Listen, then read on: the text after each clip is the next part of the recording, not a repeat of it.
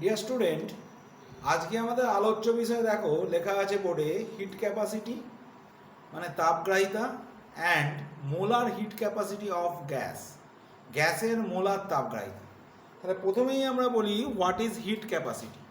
First আমরা বলবো what is heat capacity. First আমরা বলছি what is heat capacity. What is heat capacity, অর্থাৎ তাপগ্রাহিতা বলতে কি বোঝো, ঠিক আছে? হিট ক্যাপাসিটি বলতে কি বোঝো? তা ডেফিনেশনটা এইরকম: amount of heat which is required to change unit temperature, সেটা কেলভিনে হতে পারে বা সেন্টিগ্রেডে হতে পারে, unit temperature of a substance. কোনো একটা জিনিসের ইউনিট টেম্পারেচার চেঞ্জ করতে গেলে যে অ্যামাউন্টের হিটটা লাগবে তাকেই বলছি আমরা heat capacity. So amount of heat which is required to change unit temperature of a substance, not an substance, of a substance, this is called heat capacity. একটা সাবস্টেন্সের, যে কোনো একটা পদার্থের একক তাপমাত্রা পরিবর্তনের জন্য যে তাপ লাগে তাকেই বলছি আমরা হিট ক্যাপাসিটি। তাহলে আমরা যদি এখন ক্যালোরিমেট্রির মেন যে ল আছে তাতে আসি, যে H equal to ms delta T, that is the change of temperature. So according to the definition of heat capacity, ms delta T, that is T2 minus T1, and according to definition T2 minus T1 is 1. So H equal to ms. So ms, the required amount of heat which is needed to change one or unit temperature. So it is the mathematical form of heat capacity. Mathematical form of heat capacity. This is heat capacity. তো এখন মুশকিলটা হলো কি না, molar heat capacity কাকে বলে এবং গ্যাসের molar heat capacity ব্যাপারটা কি, ঠিক আছে?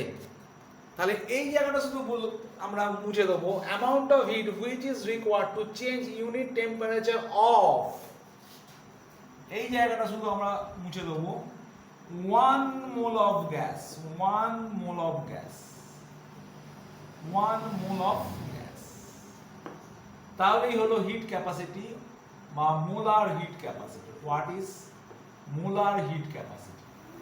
What is molar heat capacity?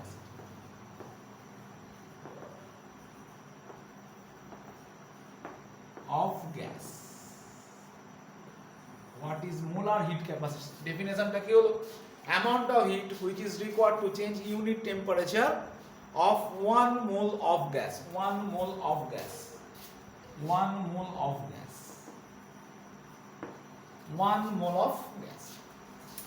এখন দেখো, গ্যাসের ওপর যদি আমরা টেম্পারেচার দিই, মানে টেম্পারেচার বাড়াই, হিট দিয়ে টেম্পারেচার বাড়াই, তাহলে গ্যাসে যেমন টেম্পারেচার বাড়বে তার সঙ্গে সঙ্গে গ্যাসের ভলিউমও বাড়বে। But for the solid and liquid the volume change is negligible, ঠিক আছে? For the solid and liquid, for the solid and liquid applying heat on gas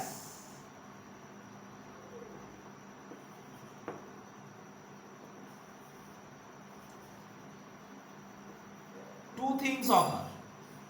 One, change of temperature. Another, volume change.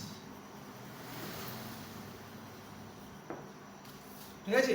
Applying heat on gas, two things occur. One is change of temperature, another is volume change. Volume also change. Okay? যখনই তুমি গ্যাসের ওপর যখনই তুমি গ্যাসের ওপর একটা hit apply করছো তখন টেম্পারেচার যেমন যেমন করে চেঞ্জ হবে ভলিউম চেঞ্জ হবে। But for solid and liquid volume change is negligible.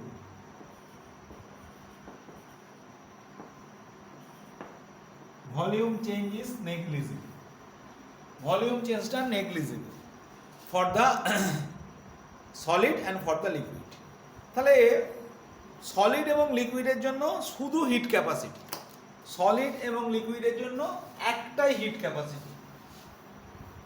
For the solid and liquid, for solid and liquid only one heat capacity.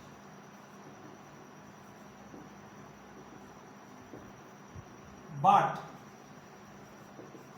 for gas it has two type of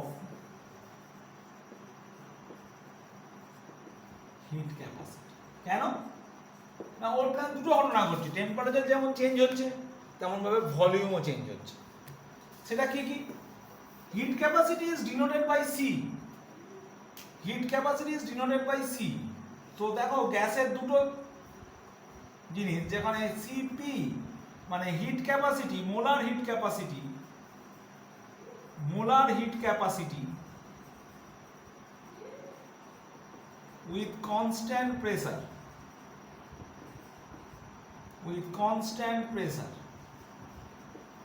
মানে constant pressure থাকছে মানে কি volume change হচ্ছে, এখানে volume change হচ্ছে।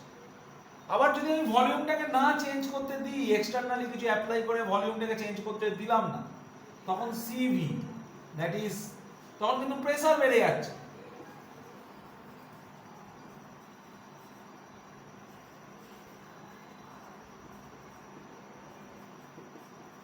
with constant volume। তো সেই জন্য আমরা বলছি কি না, দু রকম আমাদের হিট ক্যাপাসিটি আছে, এক সিবি এক CP. CP means molar heat capacity with constant pressure and CV means molar heat capacity with constant volume.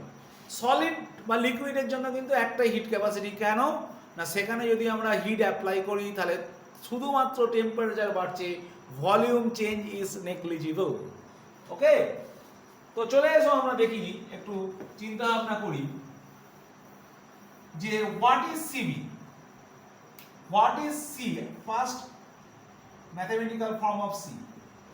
C means amount of heat which is required to change unit temperature, ঠিক আছে, unit temperature of 1 mole of gas.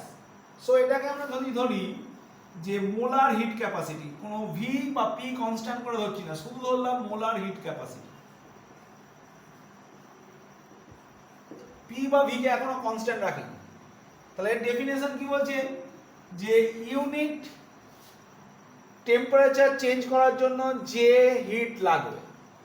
তো ধরে নেওয়া গেল যে DQ amount of hit, DQ amount of hit, আমি নিচে থেকে লিখি, এটা মুছে দিই, ডিকিউ অ্যামাউন্ট অফ হিট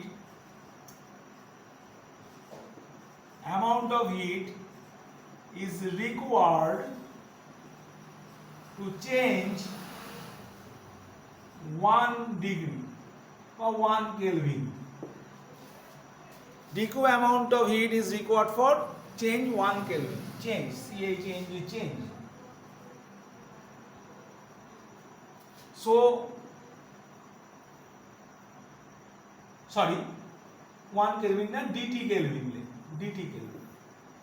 উল্টো দিক থেকে লিখি DT Kelvin for changing DT Kelvin temperature, for changing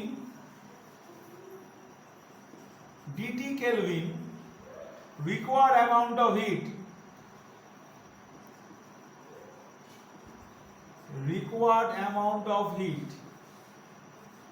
DQ, for changing 1 Kelvin temperature, required amount of heat is dq by t। তাহলে আমরা একটু আগেই বলেছি dq by t অর্থাৎ 1 কেলভিন টেম্পারেচার চেঞ্জ করার জন্য কত আমার হিট লাগছে, dQ/T। 1 কেলভিন টেম্পারেচার চেঞ্জ করার জন্য 1 মোল গ্যাসে যে হিট লাগে সেটাই হচ্ছে আমার মোলার হিট ক্যাপাসিটি। সুতরাং C = dQ/dt। কেন? 1 কেলভিন বা ইউনিট টেম্পারেচার চেঞ্জ করার জন্য এই হিটটাই লাগে। এখন যদি আমরা CV বলি তাহলে dQ/dt at constant volume, আর যদি CP বলি তাহলে dQ/dt at constant pressure। ঠিক আছে, that is the formula of CV and CP. So CV is equal to dQ/T at constant volume, CP is equal to dQ/T at constant pressure। বাস এই পর্যন্ত। এবারে দেখো আমরা ভেবেই নিচ্ছি একটা জিনিস, দেখো যে ইন সিপি প্রেসারটা কনস্ট্যান্ট, মানে ভলিউম চেঞ্জ হচ্ছে। সিপি তে আমাদের কি কি ঘটনা ঘটছে? ইন সিপি আমাদের দুটো ঘটনা ঘটছে, 1 kelvin temperature change, 1 kelvin temperature change plus volume যেহেতু ইনক্রিজ করছে সেজন্য কিছুটা ওয়ার্ক ডান হচ্ছে। তাহলে PV work done, PV work done. আগের দিন আমরা পড়েছি পিভি ওয়ার্ক ডান, আগের ক্লাসে আগের ভিডিওতে আমরা পড়েছি পিভি ওয়ার্ক ডান। তাহলে যেহেতু ভলিউম চেঞ্জ হচ্ছে তাই পিভি ওয়ার্ক ডান হচ্ছে। সিভি অর্থাৎ মোলার হিট ক্যাপাসিটি এট কনস্ট্যান্ট ভলিউম, এখানে কি হচ্ছে 1 কেলভিন টেম্পারেচার চেঞ্জ কিন্তু নো ওয়ার্ক ডান, এটা জিরো। কেন? আমাদের ভলিউম কোনো কিছু চেঞ্জ হচ্ছে না। যেহেতু ভলিউম চেঞ্জ হচ্ছে না তাই পিভি ওয়ার্ক ডানটা জিরো। কেন? আমরা পিভি ওয়ার্ক ডান জানি পিডিভি, এটাই হচ্ছে পিভি ওয়ার্ক ডান। এখন যদি ডিভিটা জিরো হয় তাহলে ওয়ার্ক ডান জিরো। তাহলে CP minus CV is equal two কি হবে? দেখো এটা কেটে যাবে, থাকবে কি পিভি ওয়ার্ক ডান। ঠিক আছে, এখন পিভি ওয়ার্ক ডান মানে হচ্ছে পিডিভি, অ্যাকচুয়ালি পিডিভি। ওকে, পিভি ওয়ার্ক ডান মানে হচ্ছে পিডিভি। ওকে, সো দেখো আমরা যদি এটাকে ভালো করে লিখি, আমরা from the Charles and Boyle's law PV is equal to RT, PV is equal to RT। তাহলে একে যদি আমি ডিফারেন্সিয়েট করি, P is constant, PdV is equal to RdT, PdV is equal to RdT। তাহলে PdV এখন RdT মানে কি? Temperature change T2 minus T1. So according to definition of molar heat capacity, change of temperature must be 1. So PdV is equal to R. So এখানে আমি কি বসিয়ে দেবো? এই যে PV work done PdV, তাহলে আমি বসিয়ে দিচ্ছি CP minus CV is equal to R. That is a relation between CP and CV. That is CP minus CV is equal to R. CP minus CV equal to R. এখন R এর ভ্যালুটা একটা positive value, R is positive quantity, so obviously CP greater than CV because R is positive quantity. যেহেতু R একটা positive তাহলে অবশ্যই CP টা CV এর থেকে বড়। তাহলে by this way we can easily prove CP is greater than CV and CP minus CV is equal to R. এবারে আমরা CP CV এর কতগুলো জায়গায় আসব। প্রথম তো এই রিলেশনটা আমরা বুঝতেই পাচ্ছি যে CV is equal to dQ/dt at constant volume, that is dQ is equal to at constant volume CV dt. Same way CP is equal to dQ/dt at constant pressure CP. So dQ at constant pressure CP is equal to dP CP dt. Okay, so constant pressure ওইটা হচ্ছে constant pressure process, dQ is equal to CP dt, আর বাঁদিকে এটা হচ্ছে constant volume process যেখানে dQ is equal to CV dt. ওকে, এবারে আমরা CV এর কতগুলো ভ্যালুতে আসব। CV, what is CV? CV তে আসি, আমরা ধীরে ধীরে আসার চেষ্টা করি CV টা কি। তাহলে আমরা এক্ষুনি বললাম যে CV হচ্ছে amount of heat which is required to change 1 kelvin temperature. তাহলে ধরে নাও একটা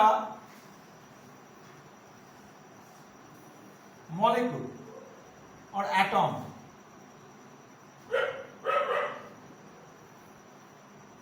এটা মোনো অ্যাটমিক গ্যাস ধরে নিই, মোনো অ্যাটমিক গ্যাস। তাহলে মোনো অ্যাটমিক গ্যাস মানে কি, তার গ্যাসের যে গ্যাসগুলো একটাই অ্যাটম দিয়ে তৈরি, যেমন ধরো হিলিয়াম একটাই অ্যাটম, যেমন ধরো নিয়ন একটাই অ্যাটম দিয়ে তৈরি, ঠিক আছে। কিন্তু অক্সিজেন হচ্ছে ডায়াটমিক, O2, ক্লোরিন হচ্ছে ডায়াটমিক, ঠিক আছে, Cl2, ব্রোমিন হচ্ছে ডায়াটমিক, Br2। কিন্তু অনেক গ্যাস আছে যারা মোনো অ্যাটমিক, অর্থাৎ গ্যাসের যে মলিকুলগুলো একটাই অ্যাটম, ঠিক আছে। তাহলে এদের কেবলমাত্র আমাদের লিনিয়ার আর ট্রান্সলেশনাল মোশন থাকবে, অনলি ট্রান্সলেশনাল মোশন। মানে তারা এক্স ওয়াই এন্ড জেড অ্যাক্সিসে ছোটাছুটি করবে। এটা হচ্ছে ওয়াই, সরি এটা হচ্ছে জেড দাও, এটা ওয়াই অ্যাক্সিস এবং X axis, only translational motion.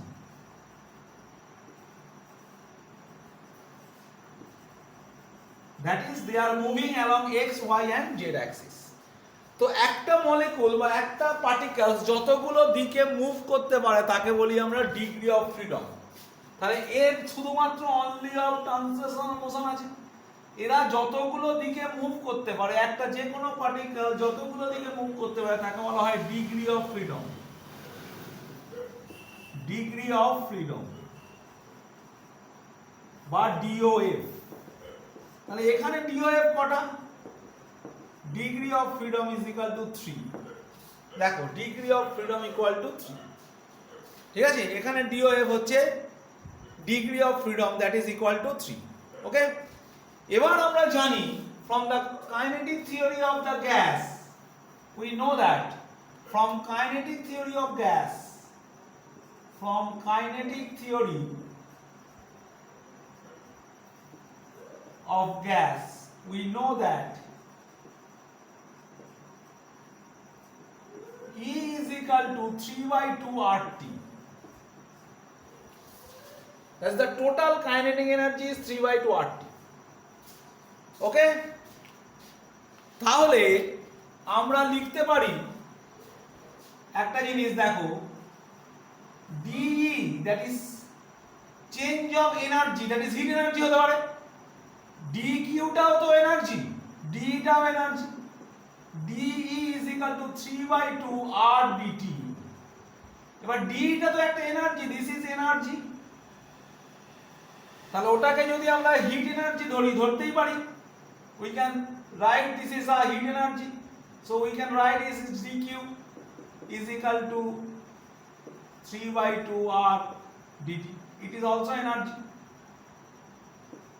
Then dq by dt, that is 3/2 r, dq by dt is equal to 3/2 r। তার মানে বুঝতেই পারছো hit capacity cv is equal to 3/2 r। তাহলে কি ভ্যালু বের হলো হিট ক্যাপাসিটির, হিট ক্যাপাসিটির ভ্যালু বের হলো cv is equal to 3/2 r। That is the value of cv in monoatomic gas molecule. This is for monoatomic gas molecule, monoatomic gas molecule.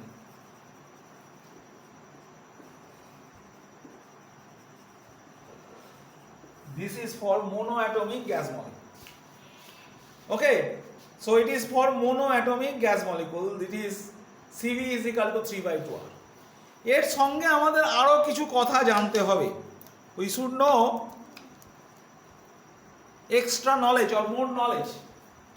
একটা জিনিস ভাবো, এটা আমি মুছে দিই এখন। এবারে এই যে E is equal to 3/2 r, এখানে ডিগ্রি অফ ফ্রিডম কটা আছে, এখানে ডিগ্রি অফ ফ্রিডম আছে 3টে, অর্থাৎ গ্যাস মলিকুলগুলো এই এক্স অ্যাক্সিসে যতটা ছুটতে পারছে ওয়াই অ্যাক্সিসে ততটা ছুটতে পারবে, জেড অ্যাক্সিসে ততটা ছুটতে পারবে। They are equally moving or same way moving towards x axis, towards y axis, towards z axis. Their velocity and other things are same along these three axes. Okay, তাহলে এরা এদিকেও যতটা ছুটতে পারবে, এদিকেও ততটা ছুটতে পারবে, এদিকেও ততটা ছুটতে পারবে। তার মানে এই গোটা এনার্জিটা এই তিন জায়গায় সমান ভাগে ভাগ হয়ে যাবে। The total energy is divided among the three axes. Okay, this is called equipartition of energy. So by the law of equipartition energy, by the law of equipartition energy,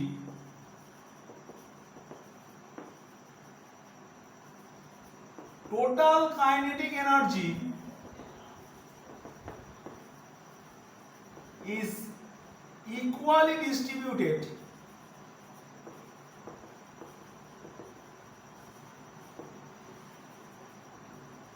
among all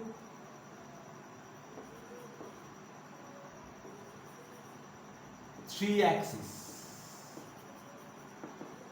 এই three অ্যাক্সিসটাই কিন্তু ডিওএফ, তাহলে এটা বলা উচিত among all three DOF, এই three অ্যাক্সিসের DOF that is degree of freedom কতগুলো দিকে ছুটতে পারছে, all three axes, that is all three axes, that means all three DOF. তাহলে টোটাল যে 3/2 RT এনার্জিটা সেটা এরকম ভাবে ছড়িয়ে পড়ছে বা ভাগ হয়ে যাচ্ছে ওদের সবার উপরে, কাদের উপরে, এদের উপর। তাহলে এখানে কত হাফ RT, হাফ RT, এখানে কত হাফ RT, এখানে কত half RT।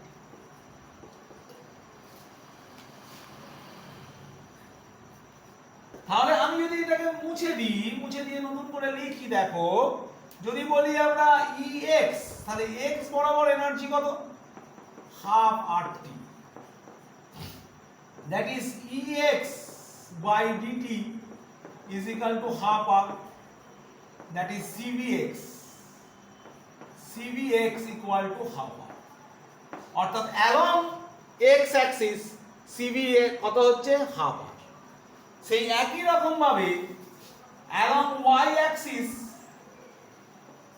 CV is equal to half R, along Z axis CV is equal to half। তাহলে যতগুলো degree of freedom, each degree of freedom CV is half R। So এখান থেকে একটা জিনিস আমরা বুঝতে পারলাম, for each degree of freedom, এখান থেকে আমরা একটা জিনিস বুঝতে পারলাম for each degree of freedom, দেখো for each degree of freedom, for each degree of freedom CV is equal to half R, for each degree of freedom CV equal to half R। এখন যদি এখানে translational motion বলে আমাদের তিনটে degree of freedom ছিল, তাই total CV 3 into half R, that is 3/2 R। এটাই আমরা বলেছিলাম CV is equal to 3/2 R। তার মানে কি যতগুলো ডিগ্রি, প্রত্যেকটা degree of freedom, each degree of freedom CV is equal to half R, that is total is 3 into 1/2 half R। এখন যদি এখানে ডিগ্রি অফ ফ্রিডম 5টা হতো, এটা হতে পারে না মনোঅ্যাটমিক এর জন্য, যদি 5টা হতো তাহলে 5 into half R হতো, ঠিক আছে। তাহলে ডিগ্রি অফ ফ্রিডম চেঞ্জ হলে সিভিটাও কিন্তু চেঞ্জ হয়ে যাবে। ট্রান্সলেশনাল মোশনের জন্য মাত্র তিনটে axis available, X, Y and Z, সেই জন্য এখানে সিভি ইজ ইকাল টু আমাদের কি হচ্ছে, হাফ আর ইন্টু 3 হচ্ছে, কারণ টোটাল তিনটে ডিগ্রি অফ ফ্রিডম। এখন ডিগ্রি অফ ফ্রিডম কোনো কারণে বেড়ে গেলে তখন কিন্তু সিভি বেড়ে যায়। এখন দেখা যাক ডিগ্রি অফ ফ্রিডম বাড়ে কি না বাড়ে। এবার ধরো আমরা ডায়াটমিক মলিকুল নিলাম, ডায়াটমিক মলিকুল নিলাম, ঠিক আছে, যেমন oxygen, diatomic molecule as for example oxygen, আর অ্যাজ ফর এক্সাম্পল ক্লোরিন। তাহলে এই যে দেখো ক্লোরিন এই গোটা মলিকুলটা এক্স, ওয়াই এন্ড জেড এ মুভ করছে, তার মানে ডিওএফ কটা, তিনটে, ফর ট্রান্সলেশনাল মোশন, ট্রান্সলেশনাল মোশনের জন্য ডিগ্রি অফ ফ্রিডম তিনটে।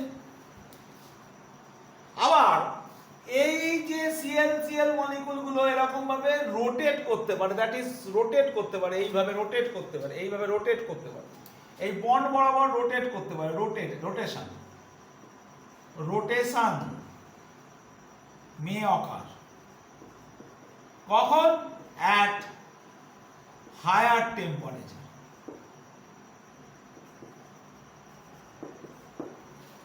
Rotation may occur at higher temperature.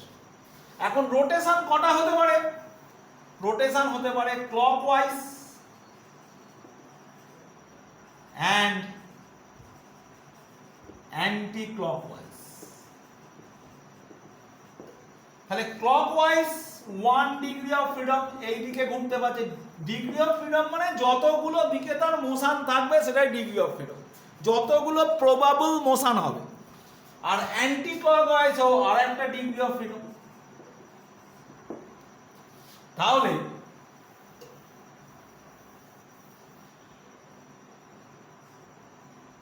Diatomic মলিকুলের জন্য, for diatomic molecule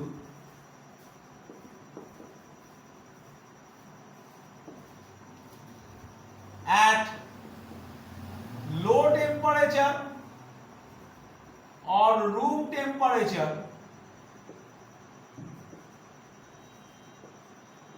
only translational motion, তখন শুধু একটাই মোশন থাকছে ট্রান্সলেশনাল, গোটা মলিকুলটা এই এক্স ওয়াই জেড এ মুভ করছে, অনলি ট্রান্সলেশনাল মোশন।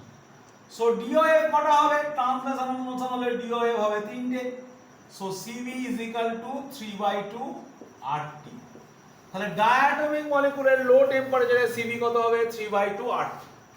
ঠিক আছে, বাট হয়েছে অনলি ট্রান্সলেশনাল মোশন, তো ডিওএফ ইকুয়াল টু 3, তাহলে CV equal two 3/RT। But at high temperature,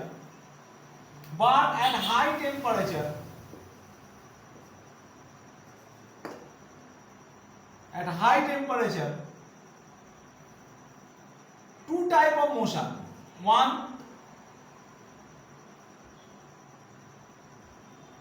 translational motion,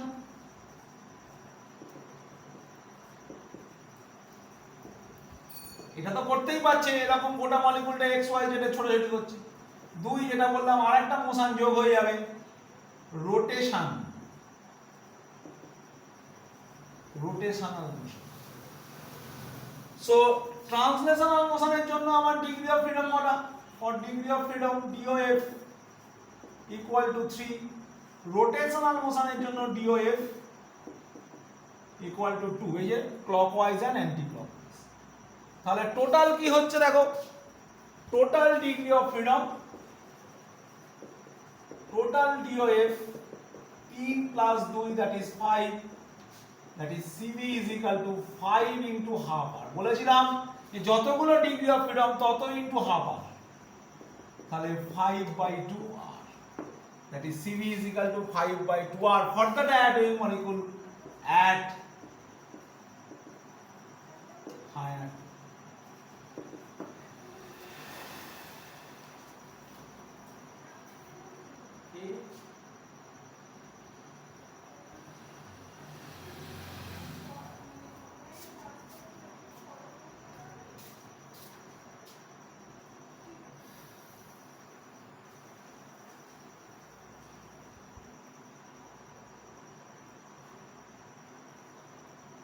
so তাহলে ব্যাপারটা এরকম দাঁড়ালো যে লো টেম্পারেচারে ডায়াটমিক মলিকুলের সিভি ইকুয়াল টু 3/2 R, কিন্তু একটু হাই টেম্পারেচার হয়ে গেলে সিভি ইজ ইকুয়াল টু 5/2। আজকে এই সিভি পর্যন্ত ক্লাসটা থাকলো। এর পরের দিন আমরা সিভির আরো কিছু কথা বলবো আর একটা ভিডিওতে। নেক্সট ভিডিওতে আমরা সিভি নিয়ে আরেকটু কিছু কথা বলবো, যে আরো যদি হাই টেম্পারেচার হয় তখন তাহলে ডিগ্রি অফ ফ্রিডম কি হয়, আর একটা মোশন নতুন করে যোগ হয়, সেটাকে বলা হয় ভাইব্রেশনাল মোশন। সেটা নিয়ে আমরা পরের ভিডিওতে আলোচনা করব এবং তার সঙ্গে সিপি আলোচনা করব এবং সিপি বাই সিপি আলোচনা করব। ওকে, থ্যাংক ইউ।